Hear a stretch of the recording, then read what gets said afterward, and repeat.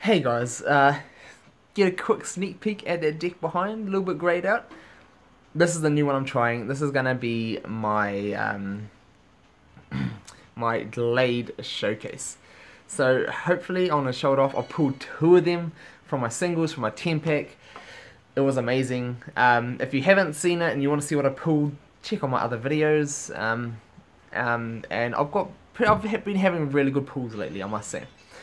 Here we go. Perfect time to test this. Leos, Lunalas, Cocos, Zapdos, all the meta. Let's see if this deck that I've created can stack up in the meta. So, as you can see down below, I've got the Poliwhirl into Poliwrath Evo. I've got Virizion, I've got the Glade, and also Clear to Glade as Evo, as well as a Mega Gengar. So, he's gone out with the Coco, and I am going to just move out and block him off. With the Krillea, it's nice to have another fairy type in this deck. Just double checking, because I had a quick freak out because Glade is fighting Psychic, and I was like, oh, it's not fairy. But it is nice to have another fairy type in this deck to block Cocos.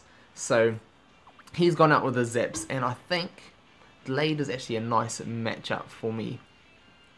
It is quite a nice matchup, but on my turn, not my opponent's turn. So Poliwhirl should discourage that Zapdos for a while, make him a roost machine that he already is already. But there we go. So now he's sitting up, and I can set up my defenses. So I am going to go for a bit of a Virizion attack, look for that damage, just knocks Coco straight out, or I wouldn't mind a swap if he goes white. So let's see if we can get this. This is the first time I've played Virizion. I pulled it a couple of weeks back, but I've never used it yet, and it's still level 4. I just got up to level 4 just for this. But okay, that wasn't so good. I know I can't Virizion cheese the opponent on. Ooh, this hopefully gets gold and spins him into blue. No. No. Alright. So, yes, that is. So, you got to watch out for Poliwhirl. Coco on his turn is a good counter to him. But I'm just going to try and block him off once more with my Krillea. And then I could have pulled my Coco out, but since Krillea has no need to be on the other side, I thought I might as well go for it. And my parents, I got a hurdle jump. Oh no, I'm not running gold block in here. So I'm going to have to double chance. No gold blocks, nothing else I can use. I can't get anywhere. Double chance, I'm going for this. If Coco rolls another blue, this is game over. But if I can knock him out, or push him, or there we go. Alright, I'm taking that. I'm taking that. If I could have done anything and got this Evo, now that has got my Evo Glade on the board, and now I'm going to be damaging that Zapdos. I am going to be causing that thing some trouble. So the thing I like about it is Krillea is actually has been a decent one in the deck, but Krillea's other Evo has just not lived up to any of the great goodies that the rest have. So it's nice to have a good Evo for it finally. And they've got both different purposes as well. Krillea you can keep for the switching, whereas Glade, if you want the damage, you've got the damage there. So, got my Coco out. I want to try and attack in that Mew, depending. Okay, maybe not just yet. And then I'm just going to set this off with Glade. And now Glade is going to cancel Leo's abilities, which is going to be awesome. Leo and Lunala's abilities, any Psychic type is going to cancel their abilities.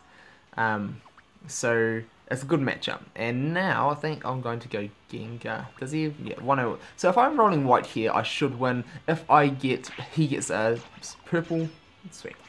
But if he got purple, then at least I can still cover goal with my Coco or with Mega Gengar and hold that Virizion back. But also something that I've got in this deck is I am going to be running my Mighty Sphere that I've just picked up, and this deck, the name I'm calling this deck is my Hostage Taker. Mega Gengar, if it gets knocked out with damage, will take the opponent, and with all these other fighting types, Virizion, the double Glades, and if I can Evo my Poliwhirl to Poliwrath, I'm going to have a deck full of fighting, and I'm just going to be trying to take... Ooh. So if I get my 110 here, my 120, my opponent was going to be in trouble no matter what. And now I can either Mega Gengar, surround that Zapdos, and take him, but I'd want to keep my Mega Gengar play. It's a bit of a waste just for that. So I want to go over my Koko, and swap spot it, get it, take over that position behind Zapdos, and ka-ching, hostage taking. That's what this is about.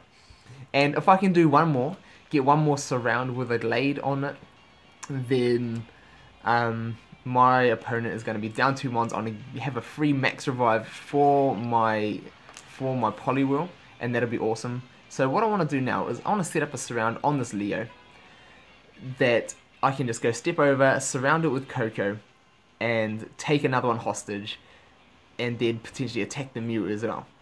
So I can potentially get a whole lot from one move from this. So although I'd rather have Mew than Koko at this moment. Okay, he builds Koko, so he can block me off with... He doesn't. So I can even risk this, go suicide my Koko. But I don't need to. I'm not going to just suicide just yet. I want to get into a position where I can take entries before I do that. But I can suicide my Koko, take his Leo, and then attack. And then, okay, he's not going.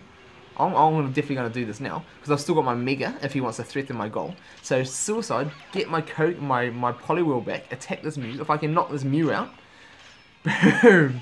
Look at this. And now he's down to 2 mons on the board. I'll just soft banish everything. If he just goes for a run through my deck, I still do have a surprise for him. It's not going to be an easy run for him. I've still got my Mega Gengar, and I'm glad I saved it. And then I can lock down his other entries with the Glades, and that will be awesome. So he's now looking to... Wow. He was looking to try and take the easy win.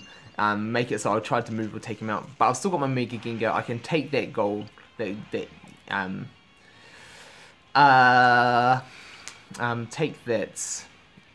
goal.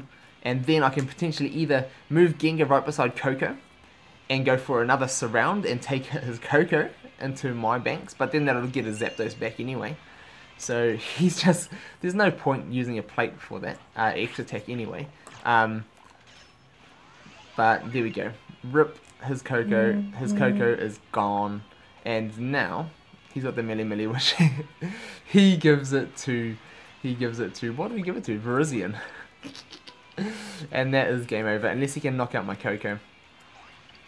That is game over.